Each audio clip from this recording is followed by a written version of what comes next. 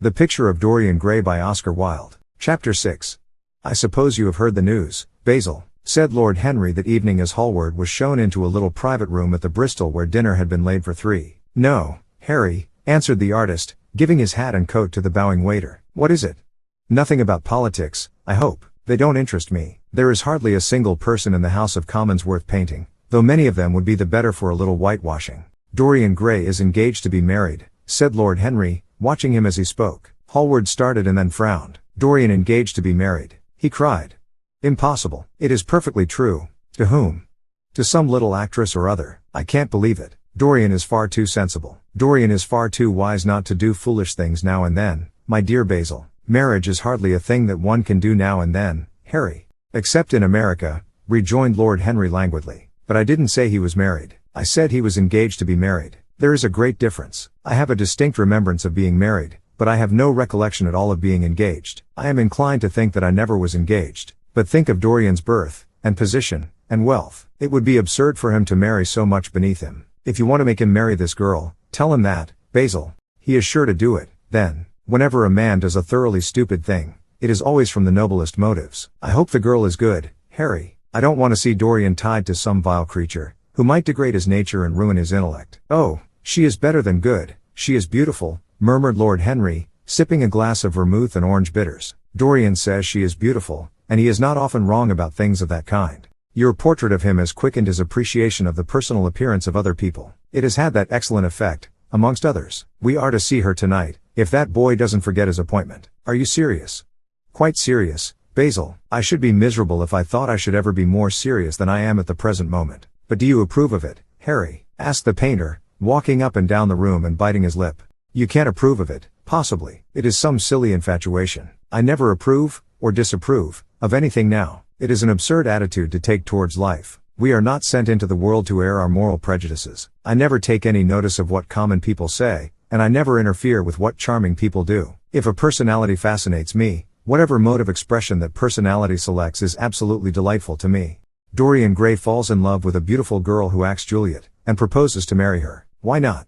If he wedded Messalina, he would be none the less interesting. You know I am not a champion of marriage. The real drawback to marriage is that it makes one unselfish. And unselfish people are colorless. They lack individuality. Still, there are certain temperaments that marriage makes more complex. They retain their egotism, and add to it many other egos. They are forced to have more than one life. They become more highly organized, and to be highly organized is, I should fancy, the object of man's existence. Besides, every experience is of value, and whatever one may say against marriage, it is certainly an experience. I hope that Dorian Gray will make this girl his wife, passionately adore her for 6 months, and then suddenly become fascinated by someone else. He would be a wonderful study. You don't mean a single word of all that, Harry, you know you don't. If Dorian Gray's life were spoiled, no one would be sorrier than yourself. You are much better than you pretend to be. Lord Henry laughed. The reason we all like to think so well of others is that we are all afraid for ourselves. The basis of optimism is sheer terror. We think that we are generous because we credit our neighbor with the possession of those virtues that are likely to be a benefit to us.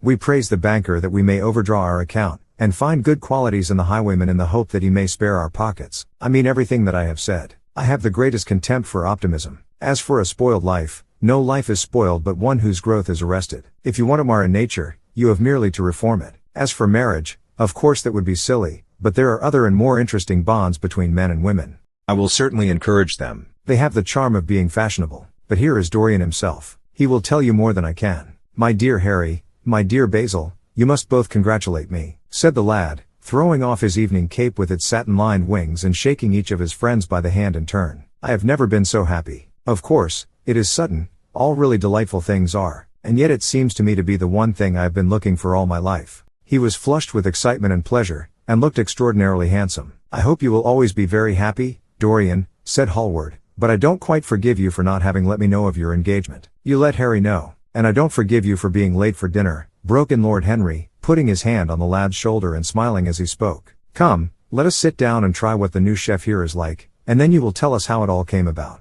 There is really not much to tell, cried Dorian as they took their seats at the small round table. What happened was simply this. After I left you yesterday evening, Harry, I dressed, had some dinner at that little Italian restaurant in Rupert Street you introduced me to, and went down at 8 o'clock to the theater. Sybil was playing Rosalind. Of course, the scenery was dreadful and the Orlando absurd.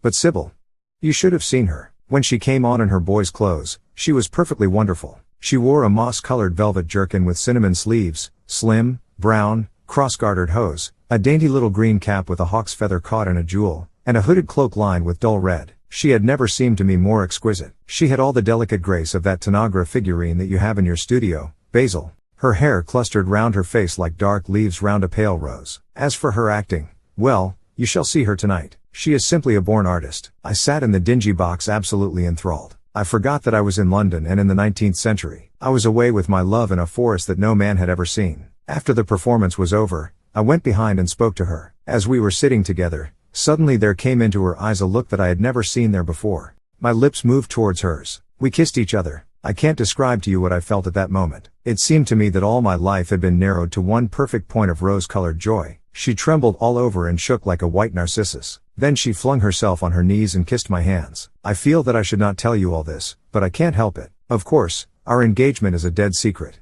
She has not even told her own mother. I don't know what my guardians will say. Lord Radley is sure to be furious. I don't care. I shall be of age in less than a year, and then I can do what I like. I have been right, Basil, haven't I, to take my love out of poetry and to find my wife in Shakespeare's plays. Lips that Shakespeare taught to speak have whispered their secret in my ear. I have had the arms of Rosalind around me, and kissed Juliet on the mouth. Yes, Dorian, I suppose you were right, said Hallward slowly. Have you seen her today? Asked Lord Henry.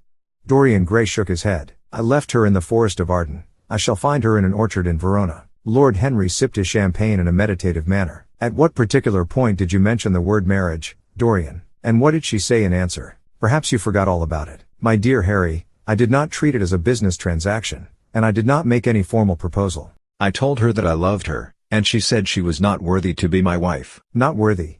Why, the whole world is nothing to me compared with her. Women are wonderfully practical, murmured Lord Henry, much more practical than we are. In situations of that kind we often forget to say anything about marriage, and they always remind us. Hallward laid his hand upon his arm. Don't, Harry. You have annoyed Dorian. He is not like other men. He would never bring misery upon anyone. His nature is too fine for that. Lord Henry looked across the table. Dorian is never annoyed with me, he answered. I asked the question for the best reason possible, for the only reason, indeed, that excuses one for asking any question. Simple curiosity. I have a theory that it is always the women who propose to us, and not we who propose to the women. Except, of course, in middle-class life. But then the middle classes are not modern. Dorian Gray laughed, and tossed his head. You are quite incorrigible, Harry, but I don't mind. It is impossible to be angry with you. When you see Sybil Vane, you will feel that the man who could wrong her would be a beast without a heart. I cannot understand how anyone can wish to shame the thing he loves. I love Sybil Vane.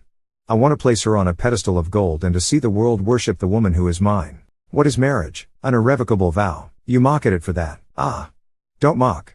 It is an irrevocable vow that I want to take. Her trust makes me faithful, her belief makes me good. When I am with her, I regret all that you have taught me. I become different from what you have known me to be. I am changed, and the mere touch of Sybil Vane's hand makes me forget you and all your wrong, fascinating, poisonous, delightful theories. And those are? Asked Lord Henry, helping himself to some salad. Oh, your theories about life, your theories about love, your theories about pleasure, all your theories. In fact, Harry, pleasure is the only thing worth having a theory about, he answered in his slow melodious voice. But I am afraid I cannot claim my theory as my own. It belongs to nature, not to me. Pleasure is nature's test, her sign of approval. When we are happy, we are always good, but when we are good, we are not always happy. Ah!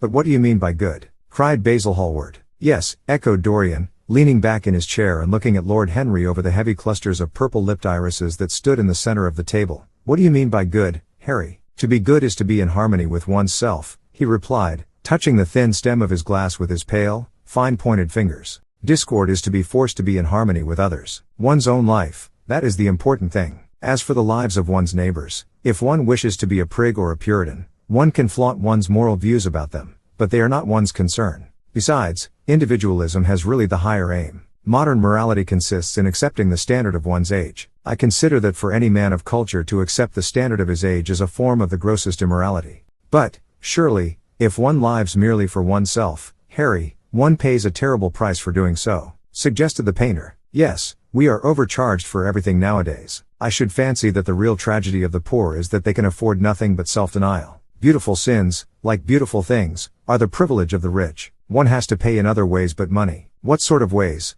Basil? Oh. I should fancy in remorse, in suffering, in the consciousness of degradation.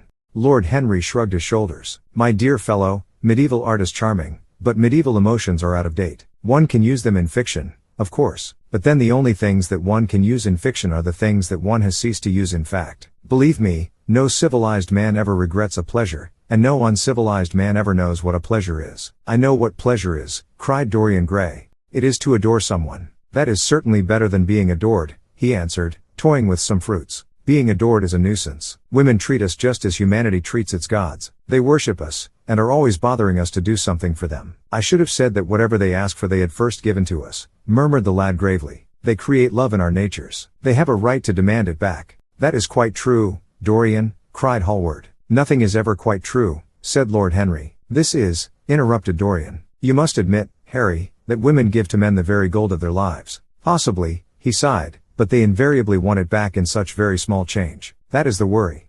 Women, as some witty Frenchman once put it, inspire us with the desire to do masterpieces and always prevent us from carrying them out. Harry, you are dreadful. I don't know why I like you so much. You will always like me, Dorian, he replied. Will you have some coffee, you fellows? Waiter, bring coffee, and fine champagne, and some cigarettes. No, don't mind the cigarettes, I have some. Basil, I can't allow you to smoke cigars. You must have a cigarette. A cigarette is the perfect type of a perfect pleasure. It is exquisite, and it leaves one unsatisfied. What more can one want? Yes, Dorian, you will always be fond of me. I represent to you all the sins you have never had the courage to commit. What nonsense you talk, Harry, cried the lad, taking a light from a fire-breathing silver dragon that the waiter had placed on the table. Let us go down to the theater. When Sybil comes on the stage you will have a new ideal of life. She will represent something to you that you have never known. I have known everything, said Lord Henry, with a tired look in his eyes, but I am always ready for a new emotion. I am afraid, however, that, for me at any rate, there is no such thing. Still, your wonderful girl may thrill me. I love acting. It is so much more real than life. Let us go. Dorian, you will come with me. I am so sorry, Basil, but there is only room for two in the brougham. You must follow us in a hansom. They got up and put on their coats, sipping their coffee standing. The painter was silent and preoccupied. There was a gloom over him. He could not bear this marriage, and yet it seemed to him to be better than many other things that might have happened. After a few minutes, they all passed downstairs. He drove off by himself, as had been arranged, and watched the flashing lights of the little brougham in front of him. A strange sense of loss came over him. He felt that Dorian Gray would never again be to him all that he had been in the past. Life had come between them. His eyes darkened, and the crowded flaring streets became blurred to his eyes. When the cab drew up at the theater, it seemed to him that he had grown years older. Thanks for watching. To watch more, subscribe.